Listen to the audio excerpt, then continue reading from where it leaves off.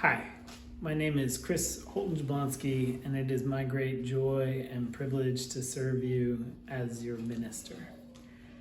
This is Counsels by Marge Piercy. We must sit down and reason together. We must sit down. Men standing want to hold forth. They rain down upon faces lifted. We must sit down on the floor, on the earth, on stones and mats and blankets. There must be no front to the speaking, no platform, no rostrum, no stage or table. We will not crane to see who is speaking. Perhaps we should sit in the dark. In the dark, we could utter our feelings. In the dark, we could propose and describe and suggest. In the dark, we could not see who speaks, and only the words would say what they say. Thus saying what we feel and what we want, what we fear for ourselves and each other into the dark, perhaps we could begin to listen. Perhaps we should talk in groups small enough for everyone to speak. Perhaps we should start by speaking softly. The women must learn to dare to speak. The men must bother to listen. The women must learn to say, I think this is so. The men must stop learning to dance solos on the ceiling. After each speaks, he or she will repeat a ritual phrase. It is not I who speaks, but the wind. Wind blows through me. Long after me is the wind. We are living right now in a pivotal time in our history. So much is at stake. I spoke last week about the kindergarten and my vicarious return to those supportive circles. But one thing I didn't mention, and perhaps one of the most striking things about kindergarten, is the pledge of allegiance every day. The whole school gathers, is welcomed by the principal, and then together does the pledge. And I have found it oddly helpful in this tumultuous time in our politics. I'm not sure if you remember the pledge, but it goes like this. And as we are in kindergarten, the teacher first reminds us to put our hand over our heart, which is just such an intimate and beautiful beginning.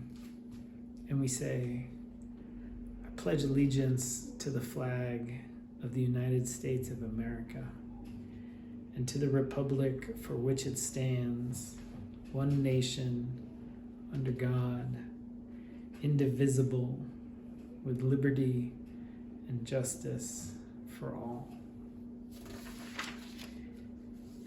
And from the beginning, I have joined with my little daughter as she has joined with her little classmates, all 5 and 6 years old, repeating these incredibly complex ideas in these adorable, tiny voices. So a little deeper look. First, I love that we pledge allegiance to the flag, not to the government, not to any one branch, certainly not to any individual, but to the larger idea of this country. We pledge our allegiance to the notion, to the spirit, to the potential, and to the purpose of this country. For me, when we begin this pledge, I think of my own ancestry. My father's parents coming to this country from Poland, seeking opportunity and a new life. My great-grandfather coming to Pittsburgh in the early part of the last century with next to nothing but a medical degree still, which meant that he could bring the first X-ray to Pittsburgh and start a practice going door to door with his machine, performing house calls during the Great Depression, people paying him with fish or whatever they had so their kids could get health care. This is the flag that I pledge to. the dream he realized, that classic American dream, that immigrant dream.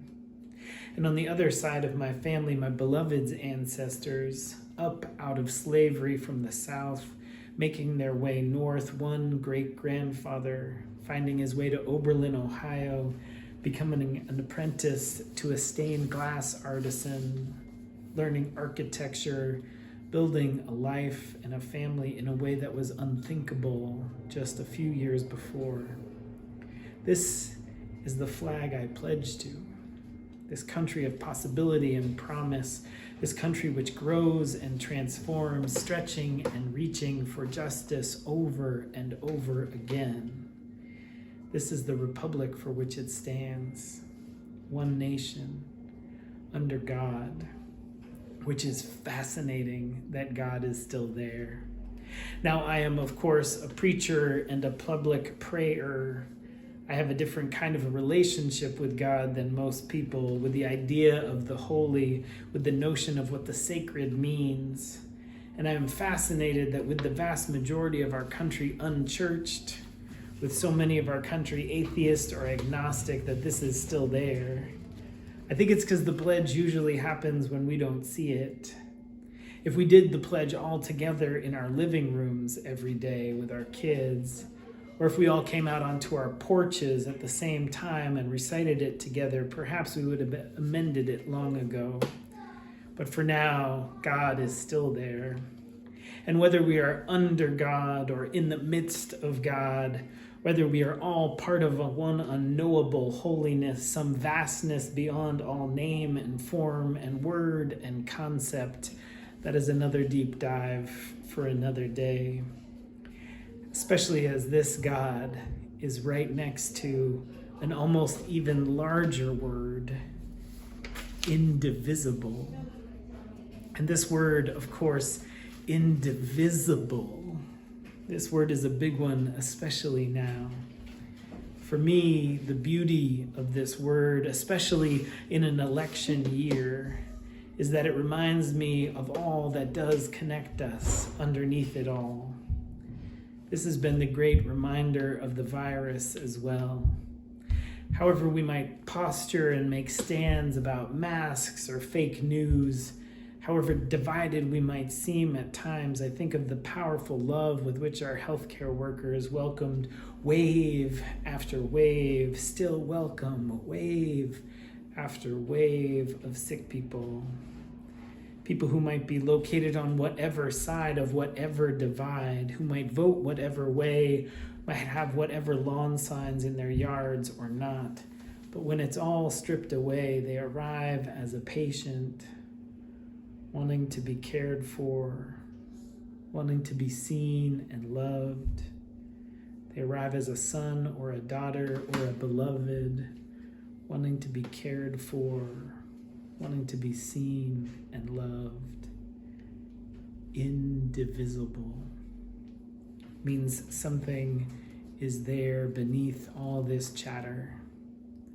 Indivisible means there is something beneath whatever cable news channels you reach for, something deep down connecting us all. And the pledge ends with liberty and justice for all. And this is, of course, huge these days. With Breonna Taylor, Ahmaud Arbery, with the impossible list of names, liberty and justice for all. And this comes back to me, back to this same kind of inspirational and aspirational idea from the beginning. Liberty and justice for all is what we work for, tirelessly reaching up together, reaching up and grasping hold of that moral arc of the universe with one hand and reaching out for one another with the other, especially when times are hard like now, refusing to turn away when the truth is hard to see, refusing to give up on this dream. This is our country, just as it is, this moment, this complex moment. This is our flag. And this is what I pledge my allegiance to every weekday at 8:55, along with a chorus of little voices, little 5 and 6-year-old voices, and my little daughter with all of her ancestry, and all those other little kids in her class, so many ancestries, so many paths into this country, somehow all these little children too pledging themselves to this beautiful dream, this dream of unity and purpose, of freedom and justice for all. So much love to you all. Amen.